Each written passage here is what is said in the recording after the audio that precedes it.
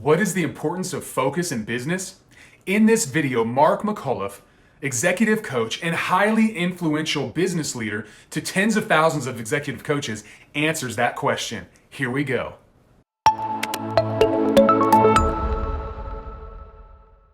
My name is Drew, and I have had the opportunity to be connected with highly influential people. I'm a communication, sales, and leadership trainer, and I've found that if you have something to say, something to sell, or something significant to do, you've got to increase your influence.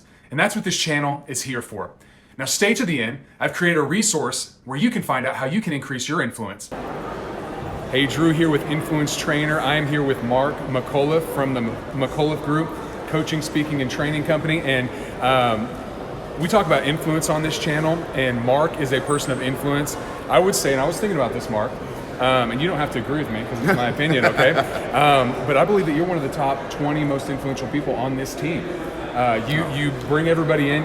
Mark spoke, gave a fantastic talk to over 3,000 people just 2 days ago at this event, and then he brings all of the 3,000 new members into the meeting room every day. And so they see his face, they see him in our event pages, and this is someone that all of us look to as a leader of leaders. So you're in for a treat here today, and I asked Mark if he would talk to us about focus.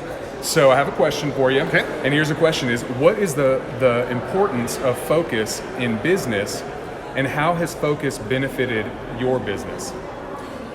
Well, you know, when we're working with business owners, one of the main things that we find is that we want to accomplish a lot of things, and especially for small business, medium-sized business owners, and if their team isn't really well developed, they're the sole person. They are the marketing team. They're the brain trust of things, and really from an executive coaching standpoint like yourself, it's the value you bring to them is that you're able to provide a secondary, tertiary kind of view, neutral.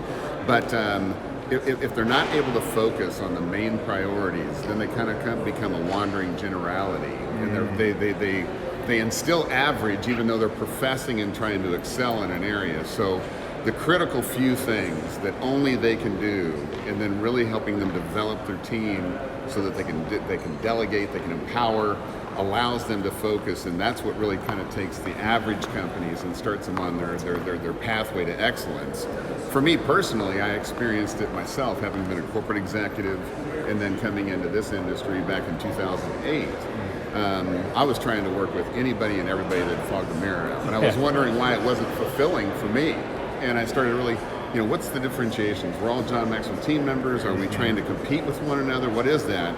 And what I really just kind of focused in on, our job is just to add value to people that we serve. And if my calling for a business perspective with small business, medium-sized business, corporate executives, the problems that we were solving, they were all universal to them. So it really didn't matter what the company was versus leaders that were faced with these challenges. How do we best serve them?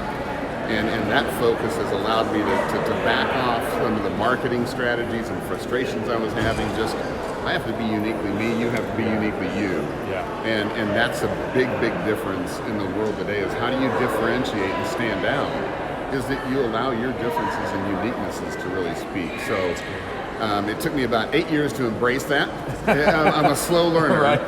But once I did, things became much more natural and much easier, and they flow through you much quicker versus I'm trying to be the next Seth Godin. I'm trying to be, the next change agent out there versus, no, I need to be my change agent. Yeah. So that's my focus, has allowed me to go much deeper and add much more value with the relationship of each client versus gotta have a client, gotta have a client, gotta have a client, gotta have a client versus I'm now part of your staff. Yeah. I'm an unofficial non-employee, but I'm probably one of the most valuable people in your staff. So that's great. Focus is critical, especially in this industry. That's fantastic. I love that, on focus and really being uniquely you. And that's great. Thank you so much, Mark, for sharing that with us. Yeah. What a fantastic interview with another highly influential person.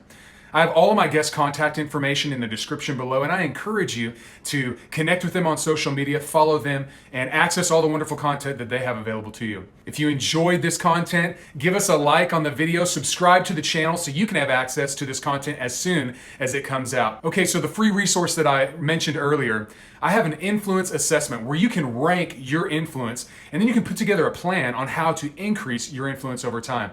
I've made that available to you. If you go to the description, it's the first link available to you there. Remember, increase your influence, realize your dream.